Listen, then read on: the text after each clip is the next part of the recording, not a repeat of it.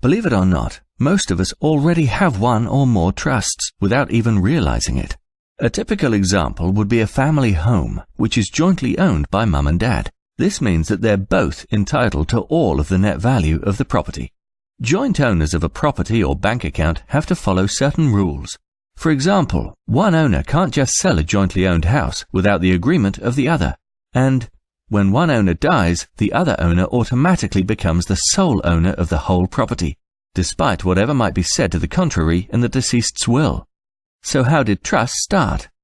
Trusts have been used to protect people's assets since the 12th century. When a knight went off to fight in a war, he would pass ownership of his lands to a trusted friend, with the lands to be handed back on his return. Often the friend went back on his word, refusing to hand ownership back, as under English common law he could claim the land was legally his. The law was changed to prevent this, and the trust was born. Nowadays, trusts are no longer just for landowners, the nobility, and the exceptionally wealthy, but used to protect people's assets from all walks of life. But how did this happen?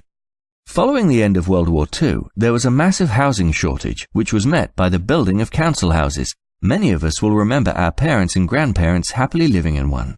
The introduction of the right to buy scheme changed things for ordinary working families, who now had assets for the first time. Assets that they could pass on to their children, assets they wanted to protect. This remains the case today. With more people owning their own homes and even second properties, using trusts is the best strategy for those looking to pass these assets on intact. How exactly?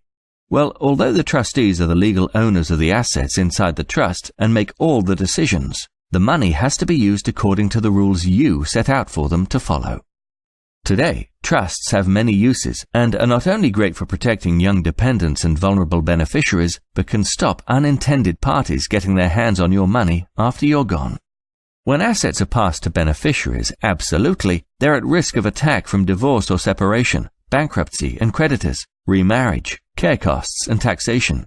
Simply setting up a trust will help protect your hard-earned money from any such attacks being made against your chosen beneficiaries, no matter what their future holds.